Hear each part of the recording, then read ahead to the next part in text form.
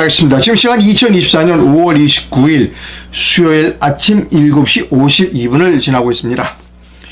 언제나 마찬가지로 아직 구독을 신청하지 않으신 분들은 구독을 꼭 눌러주십시오라고 하는 부탁의 말씀을 드립니다. 가짜 국회 4년이 끝났다. 내일부터 또 4년의 가짜 국회가 시작된다. 윤석열 책임이다. 이것이 오늘 아침 뉴스 브리핑의 제목입니다.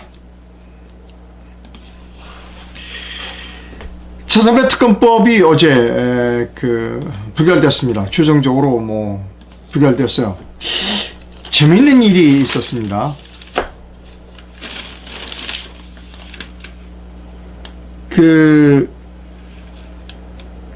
17표가 모자라서 부결됐대요. 동아일보 기사를 좀 읽어보면 민주당은 무효표는 모두 국민의힘을 비롯한 범여권 내 이탈표로 봐야 한다고 주장하면서도 야당 내 이탈표 가능성을 배제하지 못하는 분위기다. 민주당 안팎에서는 21대 총선 과정에서 낙천했거나 낙천했거나 이재명 대표 체제에 반발해 탈당한 민주당 출신 범야권 의원들이 이탈표를 던졌을 가능성도 있다고 생각한다는 것입니다. 정치권에서는 공개 찬성 입장을 밝힌 여당 의원 5명이죠. 모두 찬성표를 던졌다면, 그러니까 특검 찬성한다는 찬성표를 던졌다면 범야권에서 반대표를 던진 이탈표 5표에 이날 본회의에 불참한 이수진 의원까지 6명이 이탈한 셈이다. 이런 겁니다. 그러니까 여러 신문들이 여러 분석을 하고 있는데, 동아일보의 분석에 따르면 야권에서 6명 정도가 이탈했다는 분석을 내어놓고 있습니다. 어제 아침 한 10시쯤에 지난번 대선의 후보이셨고 전 자유총연맹의 총재이셨던 김경재 총재님과 제가 전화 통화를 했습니다. 근데 저한테 질문하시기를, 오늘 저녁, 그러니까 어제입니다. 오늘 오후 최상면 특검이 통과될 것 같은가? 라고 저한테 물어보셨어요. 저는 잘 모르겠습니다. 총재님 어떻게 생각하십니까? 제가 거꾸로 물었죠. 그랬더니 김경재 총재가 이렇게 말씀하셨어요. 오늘 최상병 특검은 부결될 것 같아. 그래서 아니 어떻게 그런 말씀하십니까? 그랬더니 아마도 민주당에서 반란표가 나올 것 같아. 그러니까 민주당이 저렇게 뭉쳐있는 것 같지만 사실은 민주당 내에서 저대로 이재명 같은 저런 범죄로 얼룩진 그리고 허접한 당대표가 집권할 수 없을 것이다 라고 생각하는 민주당 의원이 많아. 그래서 아마 민주당에서 반란표가 나올 것이고, 그리고 오늘 저녁에 특검법은 부결될 것 같다 라고 하는 말씀을 저한테 해주셨어요. 그래서 역시 정치를 오래 하신 분은 조금 보는 견해가 다르시구나 하는 생각을 했습니다. 역시 부결됐습니다. 제가 여기서 또 드릴 말씀은 뭐냐면, 이재명이 또 하나 이 직전에 국회의장 후보를 추미애를 밀었죠. 근데 추미애가 되지 못했습니다. 그것도 같은 맥락에서 봐야 한다고 생각합니다. 이제 내일 새로운 국회가 열리면 이제 알겠지만, 이제 상임위 배정받고 그러지 않겠어요? 이재명 체제가 우리가 생각하는 만큼 강건하게 갈 수 있을 것 같지는 않다는 예감도 듭니다. 그것은 윤석열에 달려 있습니다. 윤석열이 어떻게 강하게 사법부를 압박해서 이재명 재판을 빨리 진행하느냐에 달려 있다는 겁니다. 자, 여기서 이재명 재판을 빨리 해야 된다라고 시위가 있다는 거, 차량 시위가 있다는 걸 제가 여러 번 말씀드렸어요. 이재명 빨리 재판하라 라고 하는 사법부 규탄 차량 시위를 하고 계신 분이 있습니다. 대장동 버스를 운영했던 기획했던 최인식 대표가 이것을 하고 있습니다. 어제도 했어요. 지금 목표는 이재명 재판을 지원하는 사법규탄입니다. 제가 앞에 요거를 좀 뺐는데, 이재명 재판을 지원하는 사법규탄 차량 시위 참가자를 모집합니다. 이 전화번호로 전화를 하시면 차량 시위대에 참가하실 수 있습니다. 우선은 매주 화요일 날 오전 11시부터 1시까지 대법원 주위를 돌아요. 차량 시위대가 많이 조직이 되면 전국 법원으로 다 확대하겠다 하는 겁니다. 그래서 우리가 이재명에 대해서, 이재명과 같은 올바르지 못한 정치인이 야당 대표를 하고, 그리고 그가 대선을 대후보가 되려고 노력하는 것에 우리가 최대한 막을 수 있다. 힘을 합쳐서 막아야 된다라고 생각합니다. 그러면 분열시켜야 돼요. 저쪽도 분열시켜야 합니다. 네, 그 부분은 차근차근 또 말씀드리도록 하겠습니다. 자, 그런데 저쪽 편을 드는 사람이 있어요. 여러분 잘 아시죠? 배신 전문이 있습니다. 배신을 전문적으로 하는 분이 있어요. 읽어드립니다. 동아일보 기사인데요. 나경원이 임기 단축 개헌을 어제 아침에 보도해드렸듯이 대통령 임기 4년으로 단축하는 것도 고려할 만하다라고 말했었어요. 그랬더니 대통령실이 황당하다는 겁니다. 여당 당권 주자로 거론되는 나경원 당선인이 전날 27일 대통령 임기 단축을 포함한 개헌 논의에 대해 모든 것을 열어둬야 한다고 밝힌 지 하루 만에 당 지도부와 대통령실이 잇따라 반박하고 나섰다. 대통령실 관계자는 어제 황당하다는 반응을 보였고, 국민의힘 추경호 원내대표는 현직 대통령 임기 단축을 운운하는 개헌은 절대 동의할 수 없다고 밝혔습니다. 이에 나경원 당선인은 조금 뒤로 빠졌습니다. 현 정권을 흔들기 위한 정략적 의도 개헌은 나 역시 반대한다며 한 발 물러섰다는 겁니다. 네. 배신 전문입니다. 자, 견해가 나왔어요. 시민단체 견해가 나왔습니다. 대한자유호국단에서 이렇게 견해를 표시했습니다. 나경원은 배신 DNA를 가지고 있는가? 나경원은 기회주의인가? 윤 대통령 임기 단축을 포함한 개헌을 얘기하더니 비난 여론이 많이 드러나니까 하루 만에 슬쩍 밑장을 바꿨다는 겁니다. 자, 대한자유호국단의 견해입니다. 무능한 국회의원일수록 개헌을 주장합니다. 개헌으로 대통령 권한 쪽에서 국회가 낼름하겠다는 겁니다. 개헌을 하려거든 국회 권한부터 내려놓으세요. 국회의원을 무급봉사직으로 하라. 그렇게 주장합니다. 즉, 나경원이 개헌하겠다고 하면 특권 내려놓고 무급봉사직으로 하겠다는 선언부터 하고 개헌 얘기를 하라는 대한호국단의 견해를 읽어드렸습니다. 저는 개헌과 관련돼서 여러 번 제 견해를 말씀드렸어요. 개헌은 안 된다는 겁니다. 왜냐? 지금 다른 어떤 이유보다도 지금 현재, 그러니까 오늘 끝났죠. 끝난 그 국회 가짜였어요.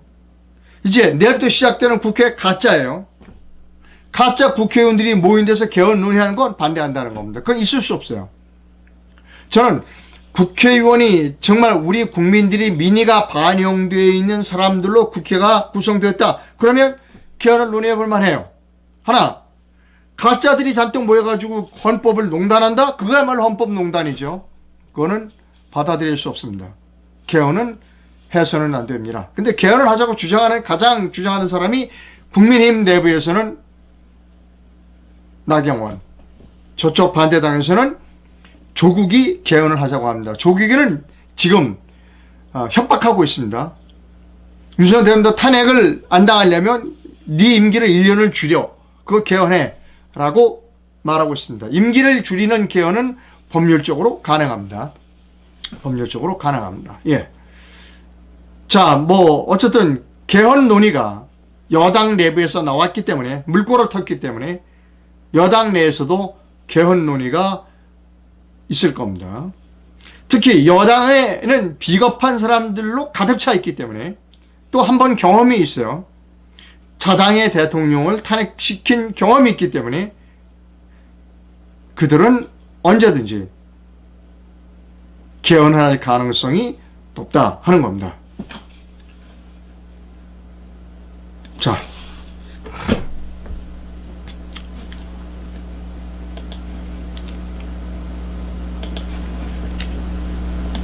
동아일보 기사입니다. 조선일보 기사입니다. 중국의 그 직구업체들이 있죠. 서울시가 중국의 온라인 쇼핑몰 쉬인에서 파는 가방, 신발 등 해외 직구 어린이 가죽 제품 8개를 조사해보니까 7개에서 유해 물질이 나와 사용하기에 부적합한 것으로 판단됐다는 겁니다. 서울시에 따르면 쉬인에서 파는 어린이 신발에서는 국내 안전기준치 428배에 달하는 푸탈레이드계 첨가제가 검출되었습니다. 푸탈레이드계 첨가제는 플라스틱을 가공할 때 딱딱한 플라스틱을 부드럽게 만들어주는 화학 첨가제입니다. 일종의 환경 호르몬으로 불임, 조산 등을 유발합니다. 어린이의 성장도 방해합니다. 어린이용 가죽 가방에서는 발암 물질인 프로포름 알데히드가 나왔습니다. 서울시는 지난달 8일부터 매주 알리의 스프레드, 태쉬, 쉬인 등 중국 온라인 쇼핑몰에서 파는 해외 직구 어린이 제품의 안전성을 검사하고 발표하고 있습니다. 이날까지 총 7차례에 걸쳐 93개 제품을 검사한 결과 40개, 43%입니다. 43%인 40개 제품에서 푸탈레이드계 첨가제, 중금속, 가습기 살균성분 등 위해물질을 검출했습니다. 서울시는 사각지대, 안전의 사각지대에 놓여 있다고 발표했습니다. 알리에스파는 어린이 머리핀에서는 푸탈레이드계 첨가제 270배 기준치에, 어린이 점토에서는 가습기 살균제 성분 39배, 어린이 피크닉 의자에서는 푸탈레이드 첨가제 기준치 380배, 어린이 신발에서는 푸탈레이드계 첨가제 428개, 어린이 시계에서는 납 278배가 나왔다는 겁니다. 자, 저는 이 문제에 대해서 말씀드립니다. 이것에 대해서 우리가 규제에 들어가니까 여당 내에서도 의견이 갈렸어요. 여당 내에서도 의견이 갈렸습니다. 예를 들면 나경원, 그 다음에 한동훈은 이거 규제하면 안 된다라고 얘기했어요. 오세훈은 그거 아니다. 사람의 안전이 더 중요하다. 그래서 이건 오세훈이 집중적으로 지금 이 일을 하고 있는 겁니다. 자, 저는 이렇게 해서 이제 견해를 말씀드립니다. 이런 국민의 안전을 위협하는 것에 대해서는 국가가 적극적으로 개입을 해야 한다는 겁니다. 자, 그리고 제가 이해하지 못하는 건 뭐냐면 국내에서 예를 들어서 국내에서 이런 제품이 검출되면 규제의 대상일까? 그럼 국내법을 똑같이 적용해야 한다는 겁니다. 예를 들어서 이런 제품을 만드는 사람에게 처벌을 하거나 이런 제품을 파는 유통업자에게 처벌을 해야 한다는 것이죠. 근데 이렇게 예를 들어서 270배, 이렇게 38배 이렇게 유해 성분이 검출되는 국내 제품은 그런 것을 국내 제품이 만들어서 유통했다? 그럼 제조사와 유통업체는 아무런 처벌을 안 받느냐? 글쎄, 그건 아닐 것 같아요. 그렇다면 똑같이 법규가 적용되도록 해야 한다는 겁니다. 그러면 또 하나 저는 이런 생각을 해봅니다. 우리나라에 변호사분들 많이 계시잖아요. 많죠. 변호사분들 상당히 많아요. 변호사분들은 도대체 뭐 하시는 분들인가? 저 같으면 이런 거 한번 해볼 거예요. 이런 제품을 구매하신 분들 많잖아요. 그런 구매하시는 분들한테 집단 소송을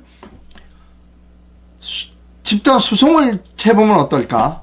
그렇게 해서 판매하고 있는 알리, 테무, 쉬인 이런 데다가 천문학적 금액의 손해배상을 청구하는 겁니다.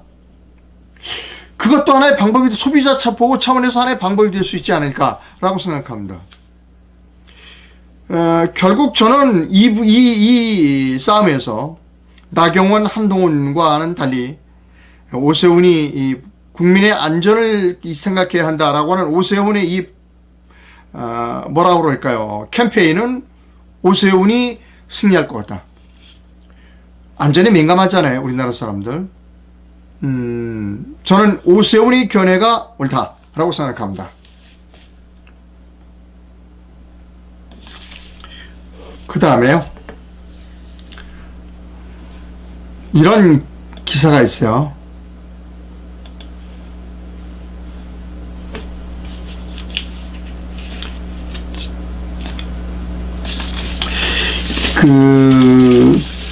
그러니까 제가 이게 매일경제입니다. 매일경제신문의 그 칼럼 필동정담이라고 하는 칼럼입니다.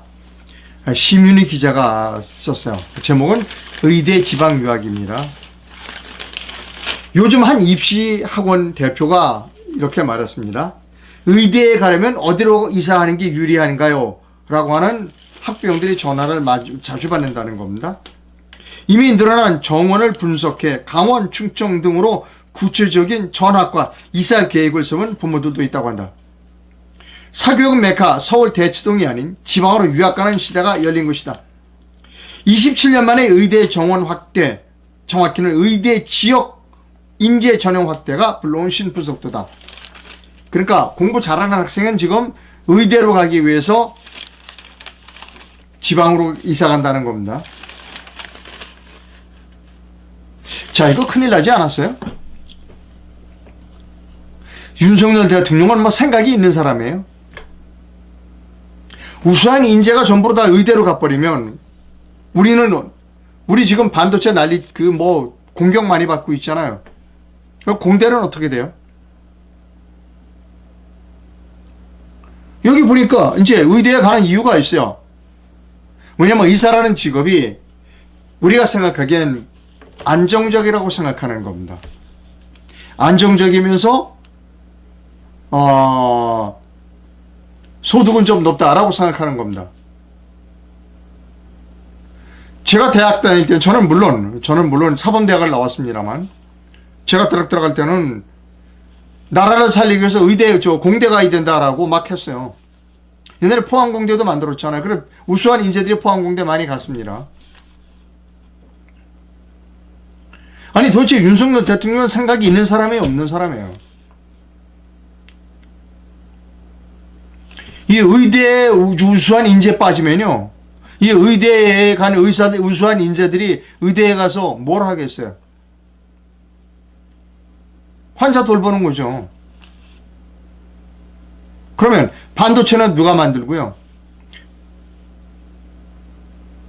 원자력 발전소는 누가 만들고요?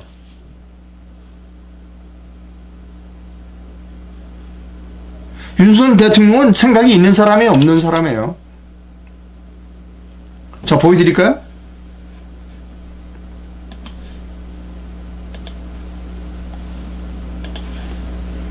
중앙일보 기사입니다. 충청도 일반 고등학교에서는 전교 3등도 의대 간다는 거예요. 뭐 충청도뿐만 아니에요. 서울에서도 뭐 전교 1등, 2등 다 의대 갈 거예요. 저는 윤석열 대통령이 의사 정원 2,000명 얘기할 때 저거 나라 망하겠구나. 그리고 그건 왜냐하면 표를 어떻게 하면 얻을 것인가, 40총선에서. 그래서 이 국민을 갈라치기 해야지. 어떤 국민을 갈라치기 하는 게 좋은가? 의사들이 봉급이 많아. 그러니까 이거 갈라치기 해서 파업 유도를 해야지. 그래서 표를 얻어야지 라고 생각했다는 겁니다. 이런 생각은 저뿐만 아니라 많은 사람들이 그런 생각을 하고 있어요. 그게 특수부 검사들이 하는 전형적인 사고방식입니다. 이제 어떻게 할 거예요? 어떻게 할 거냐고요?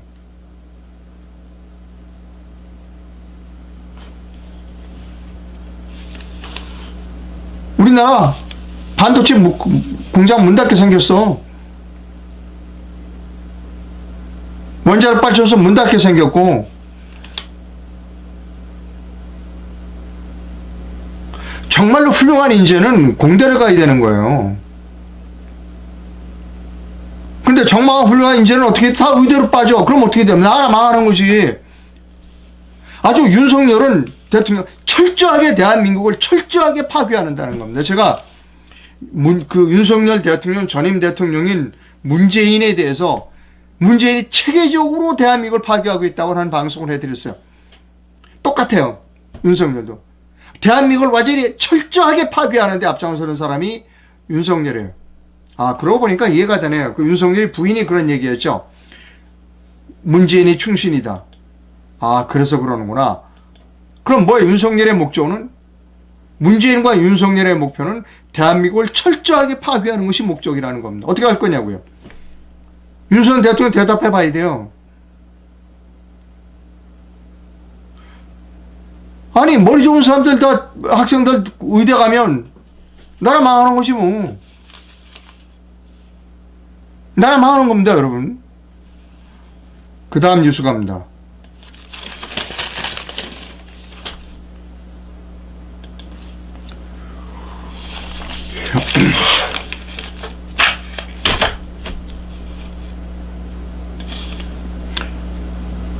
조선일보 기사를 좀 읽어드려야 될 필요가 있습니다. 2050년이 되면요, 전국에 아이가 1명일 때 노인이 5명이라는 겁니다. 통계청이 발표했어요. 2022년에서 2052년 장래 인구 추계를 했어요. 2050년 노령화 지수는 504.0을 기록하면서 처음으로 500선을 넘었다. 이것은 무엇을 의미하느냐? 아이 1명당 노인이 5명이 되는 것을 의미한다는 겁니다. 얼마 남지 않았어요. 2050년이면. 지금 몇 년? 2024년 아니에요. 그럼 뭐 25년 남았네.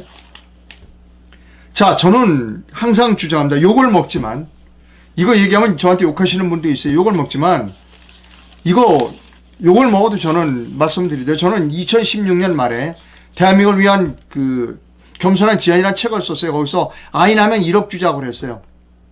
근데 지금은 1억 갖고 안 돼요. 지금 주제의 주장은 바뀌었어요. 지금 현재 우리나라가 신생아 특공이라는 것을 운영하고 진짜 하고 있어요. 지금 소득이 낮은 사람들이 결혼을 해서 아이를 낳겠다면 5억을 꿔줘요. 신생아 특공 5억을 꿔줍니다. 집을 담보로. 저는 6억을 꿔주라는 겁니다. 6억. 그래서 첫째 아이 낳으면 1억을 탕감해주고, 둘째 아이 낳으면 2억을 탕감해주고, 셋째 아이 낳으면 3억을 탕감해주자는 겁니다. 그런데 지금 이제 또 저를 비난하는 댓글들이 많이 들어올 거 알아요. 그런데 나라가 망한 뒤에는 아무 소용이 없어요. 자, 결혼하면 6억을 무조건 주는 거예요. 집을 사야 돼. 집을 담보로. 첫째 아이 낳으면 1억 탕감해주고, 둘째 아이 낳으면 2억 탕감해주고, 셋째 아이 낳으면 3억 탕감해줘요. 저를 이상로 보고 비난했으면, 야, 애를 돈으로 하냐? 생각을 바꿔야 돼요. 장기 투자를 해야 돼요. 국가는 장기 투자를 할 수 있어요. 장기 국채, 100년짜리 국채를 발행해서, 이거는 특별회계로 관리해야 돼요. 한 아이가 태어나서 평생 살면서 요즘 90까지 사니까 90세에서 그 세금을 내는 금액이 얼마가 될 것인가에 관한 그런 부분들을 연구해서 해야 된다는 겁니다. 쓸데없이 1인당 25만원 주겠다. 고추 말리는 공항 만들겠다. 저 잼버리 하는 데다가 그냥 돈 쏟아 붓겠다. 딱 그거 감옥 간 사람 하나도 없어요. 그런 따위 일을 하지는 말아야 된다는 겁니다. 자, 우리가 발상을 바꾸지 않으면, 혁명적으로 바꾸지 않으면 대한민국은 망합니다. 이런 사람도 있어요. 아, 인구가 줄어들면 좋지. 오케이. 인구가 줄어들면 좋지. 그렇게 되면 어떻게 되냐? 중국으로 들어가는 겁니다. 중국의 인구가 얼마다? 엄청나요. 그러면 자연적으로 중국의 속국이 될 수밖에 없어요. 자, 또 다른 뉴스를 여러분께 보여드립니다. 연금에 관계되는 부분인데요. 그 한국경제의 칼럼을 소개해드립니다. 김원식 건국대 명예교수이면서 초대 연금학회장을 지내신 분입니다. 이 칼럼을 읽고, 맞아. 이런 부분이 있었구나. 우리가 이거를 놓쳤구나. 라고 하는 부분이 있어요. 자, 그 부분만 읽어드립니다. 국민연금의 성격이 바뀌었다. 도입 당시 국민연금은 다른 경제, 사회 영역에 영향이 거의 없는 순수한 복지제도였다. 그러나 노후 안정을 위해 다양한 제도가 도입된 지금 현재 상태에선 국민연금의 비중은 실질적으로 크게 줄었다. 이제 국민연금은 국가적으로 보면 그 하나의 금융상품일 뿐이다. 또 마지막으로 고령화에 따른 국민의 노후 안정에 대한 실질적 니드가 달라졌다. 국민연금 수급자들이 나이가 들에 따라 그 용도가 크게 달라진 것이다. 초기 고령기에는 실생활비, 여가비 등으로 쓰이다가 초고령이 되면 의료비, 요양비 등으로 전용된다. 고령화에 따라 노인들에 대한 적극적인 생활 안정 서비스를 강화하면 사실상 소득 대체율 중심의 국민연금 중요성은 감소한다는 겁니다. 즉 의료보험이라든가 의료 시스템이 잘 돼 있으면 국민연금의 중요성은 감소된다는 겁니다. 자, 우리가 이런 부분을 놓쳤어요. 자, 국민연금에 관한 부분입니다. 저는 국민연금에 관해서 여러 차례 2016년 제가 쓴 책 대한민국을 겸손한 제안에서도 제안을 했어요. 다시 한번 말씀드립니다. 지금 국회에서 논의되고 있는 국민연금 개혁 방안, 저는 탁상공론이라는 거예요. 지금 이 김원식 초대 연금학교 회장이 주장하신 대로 국민연금은 성격이 달라졌어요. 자, 그래서 제가 주장하는 바는 이겁니다. 첫째, 지금 잡다한 군인연금, 공무원연금, 사학연금 많아요. 날짜는 내년 2025년 1월 1일부터 입대하는 군인, 내년 1월 1일부터 그 공무원 임용되는 공무원, 내년 1일부터 취직하는 교수님, 교사 이런 분들은 전부 끊어야 돼요. 거기서 딱 끊어야 돼요. 모두 국민연금으로 편입시켜야 합니다. 이거부터 해야 돼요. 그거부터 먼저 해야 됩니다. 자, 그럼 모든 사람 국민들이 다 국민연금 가입자죠? 그 다음에 어떻게 하냐?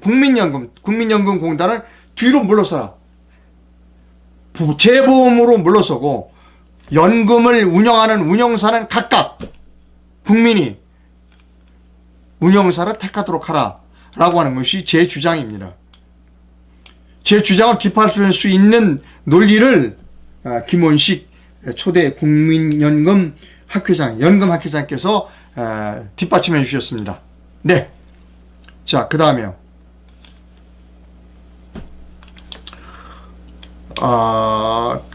재미있는 칼럼을 하나 읽어드립니다. 이 매체를 소개하면 제가 욕을 많이 먹는데, 최보식이라는 매체를 하면, 그럼에도 불구하고 최보식의 언론의 김병태 기자가 쓴 칼럼입니다. 소개합니다. 조국 이재명 보유국에서 충분히 예상된 김호중 팬들의 봉기라는 제목의 칼럼입니다. 반성하며 뉘우치고 있는 김호중에게만 이다지 혹독한 돌을 던지려 하는지라고는 부제가 붙어 있습니다. 재밌어요, 여러분. 항소심에서 징역 2년 실형을 선고받고 국회의원에 출마 후에 검찰 독재를 부르짖는 당선인, 조국이를 얘기하는 거겠죠. 불체포 특권 포기 선언을 뒤집고 당의 부결을 흡수했던 당선인, 4년 동안 단 한 차례의 검찰 소환 조사도 받지 않은 무소부의 피의자, 이거 이재명이 얘기했죠. 이들 모두가 대한민국의 뜨거운 민낯이다. 김호중 여성 팬들이 왜 김호중길을 철거하느냐며 들고 일어났다. 조국 이재명 보유국에서 충분히 예상됐던 반응이다. 김호중 팬들은 28일 경북 김천시가 김호중 소리길을 철거하려는 움직임에 제동을 거는 성명문을 팬 커뮤니티에 올렸다. 김호중길이라는 게 있었어요. 김호중길은 2021년 김천시가 2억 원을 들여 김호중 관련 조형물 사진 그림 등으로 꾸며놓은 약 100m 길이 보라색 골목이다. 김천시가 내세우는 대표적인 관광지라고 한다. 김호중 팬들은 성명문에서 법치국가에서 자신이 권리를 행사한다는 명목으로 국민을 기망하는 권력자들은 떳떳하게 살아가고 있는데 자기 잘못을 시인한 이후 반성하며 뉘우치고 있는 김호중에게만 이다지 가혹한 돌을 던지려 하는지 도무지 이해할 수 없다고 주장했습니다. 그러면서 여론에 못 이겨 소리길을 철거하는 것은 시민이 세금으로 조성한 시민 문화의 공간을 침해하는 일, 이라며 철거는 시기상조이며 향후 재판을 받아 형이 확정된 이후에 논의해야 할 사항이라고 주장했습니다.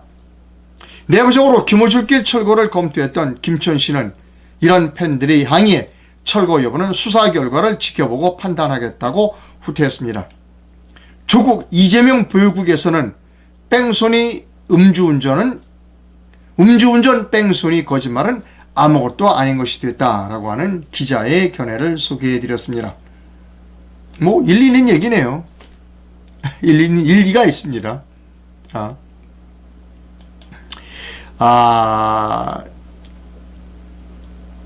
이번 토요일에도 역시 집회가 있습니다. 부정선거 방지대 국토본 전군연합 고교연합의 95개 단체가 한남로 국제로또 교회 앞 한강진역 2번 출구, 이건 아마 그 대통령 관저에서 가까운 데인가 봐요. 그래서 40 총선 수사 촉구 국민보고 대회를 엽니다. 윤석열 대통령은 부정선거 수사하라라고 하는 그 슬로건을 사용하고 있습니다. 제가 부탁드릴 게 있어요. 이 집회하시는 분에게 부탁의 말씀을 드립니다. 이런 집회는 하지 않았으면 좋겠어요. 제가 말씀드려요. 오늘 제목 다시 한번 보여드리고 갈까요? 자, 지난 4년 국회는 가짜였어요. 근데 내일부터 가짜 국회가 또 시작돼요. 그 책임자가 누구라고요? 윤석열이에요. 지난 4년의 책임자는, 최종 책임자는 문재인입니다. 그러나 이번 4월 10일 총선의 총 책임자는 윤석열이었어요. 그럼 뭐예요? 우리가 책임자를 추궁해야죠. 그럼 어떻게 돼야 된다? 이런 일을 해서는 안 된다는 거예요.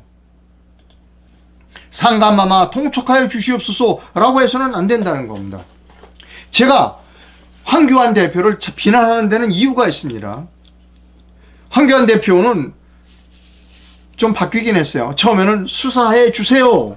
지금은 수사하라 이렇게 바뀌었어요. 그렇게 해서는 안 된다고 제가 여러 번 말씀드렸습니다. 물러나라 라고 얘기해야 되는 거예요. 그런데 물러나라는 얘기를 끝까지 안 해요. 황교안 대표는. 책임자는 물러나야죠. 수사 전제 조건이 있어요. 수사하지 못할 거면 물러나라 라는 이야기를 황교안이는 못해요. 민경욱 전 의원도 못해요. 그리고 부정선거에 대해서 많은 변호사 있죠. 박주현 변호사도 그 얘기를 못해요. 이제 박주현 변호사는 전제를 들었어요. 5월 30일까지만 내가 봐주겠다고 얘기했어요. 그러니까 6월 1일 이번 토요일은 어떻게 말이 바뀔지는 몰라요. 제가 부탁이 있어요. 부탁이 있습니다. 집회를 하시는 분에게 6월 1일 토요일 날 모시는 분들이 제발 이런 일은 안 했으면 좋겠다. 상감마마 통촉하여 주십시오라는 이런 말은 안 했으면 좋겠다. 저는 참여 안 해요. 저는 집회에 참여 안 합니다. 저는 첫 번 집회, 용산에서 하는 첫 번 집회에 제가 나가서 모자 쓰고 나갔다가 들켜서 마이크를 잡은 일이 그때도 얘기했어요. 저는 윤석열 물러나라고 주장했습니다. 윤석열 물러나라고 하는 집회를 저는 나가면 해요. 근데 이 집회에서는 저를 안 불러줘요. 누가 그랬대요. 이상로를 부르자 그랬더니 막 화를 냈다는 거예요. 어떤 분이. 예, 저는 불러주면 나갈게요. 4월 토요일 날 나갑니다. 불러주면. 근데 나가면 윤석열 물러나라는 주장을 합니다. 근데 아마 안 부를 거예요. 저를. 어떤 분이 그러기에 그럼 이상로가 집회를 하라. 예. 준비가 되면 제가 조작하는 이렇게 주도가 되는 사람들을 지금 모으고 있어요. 윤석열 물러나라를 주장할 수 있는 사람들을 모으고 있어요. 아직 다 모으지 못했어요. 제발 부탁입니다. 상감마마 통촉하여 주시옵소서라는 집회는 하면 안 돼요. 자, 또 지난 어젠가 그제죠. 목사님이 좀 화를 내시더라고. 내 이 더러운 세상 안 살아. 윤석열 대통령 이제 같이 못할 거야.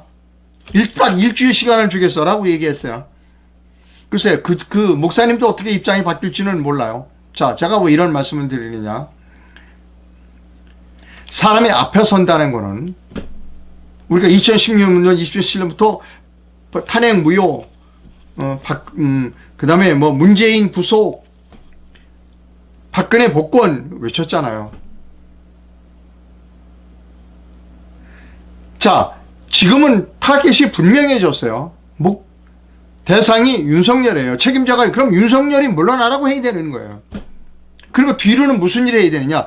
윤석열이 빨리 물러나게 될 경우에 애프터 윤을 어떻게 만들 것인가를 우파 지도자들끼리 논의해야 된다는 거예요. 그런데 지금 뭐 그런 거 그 단계까지 가지 못하고 상감하마 통촉하여 주시옵소서, 통촉하여 주시옵소서라는 이야기만 하면 그 뒤에는 포스트 윤은 누가 할 것이냐에 대한 논의를 못 한다는 거예요.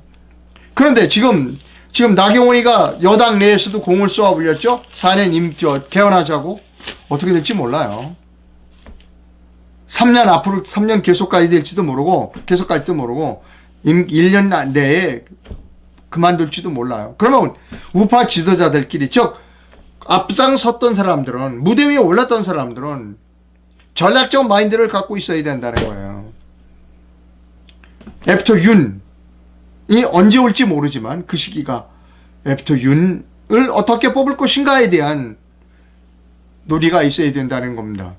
그런데 거기까지도 못 나가. 왜? 용산에서도 그렇고 광화문에서도 그렇고 통촉하여 주시옵소서 이 일만 하고 있어요. 이제 통촉하여 주시옵소서는 5월 말로 끝내야 됩니다. 자, 거듭보여드립니다.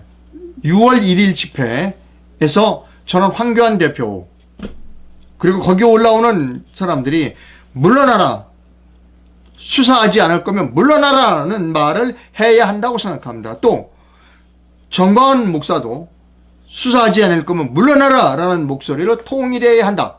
자, 그런 목소리가 통일되면, 자, 이제 그러면 물러나라고 주장하는 사람들이 모여서 애프터 윤을 어떻게 만들 것인가를 논의해야 된다는 겁니다.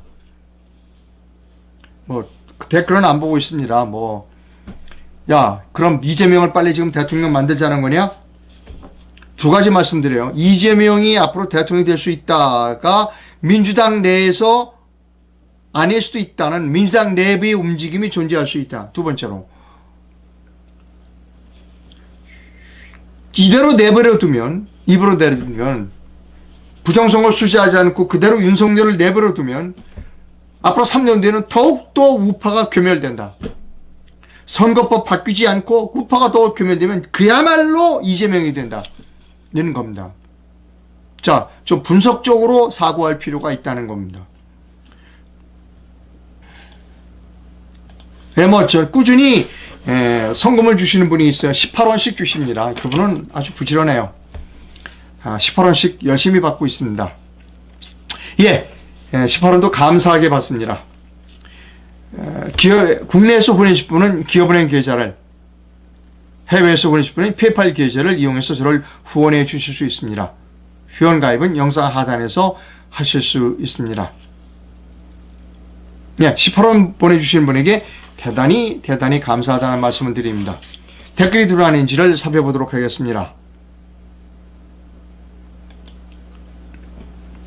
여기 나오면 오히려 윤 지킴이, 이게 광화문에 나가시는 분들, 용산에 나가신 분들은 윤석열 지키다는 거예요. 그분들은 입으로는 수사하라고 치지만 속으로는 수사하지 말라, 소수하지 말라라고 말하는 분들, 이 광화문과 용산에 있는 분들이라는 겁니다.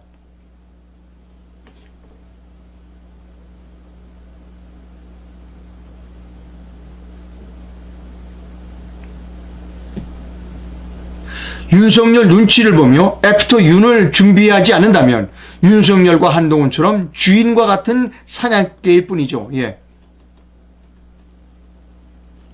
윤석열과 한동훈은 사냥개라는 겁니다. 문재인의 사냥개라는 겁니다.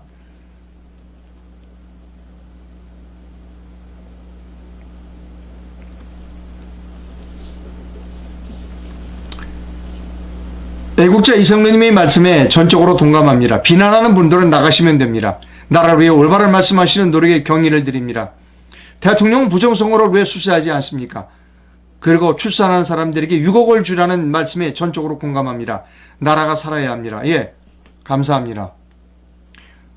우리나라에서 가장 큰 위협은 인구 소멸입니다.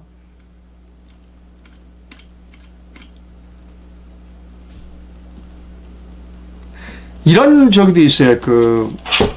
나경원이 대통령 개헌을 4년으로 줄이면서 임기를 1년 줄이면서 개헌을 하자라고 하는 나경원의 주장은 윤석열과 짜고 하는 거다라고 하는 주장도 있어요. 글쎄 모르겠습니다. 자, 한국에는 진보와 보수가 없다. 공산당과 위장 우파뿐이다 하는 겁니다.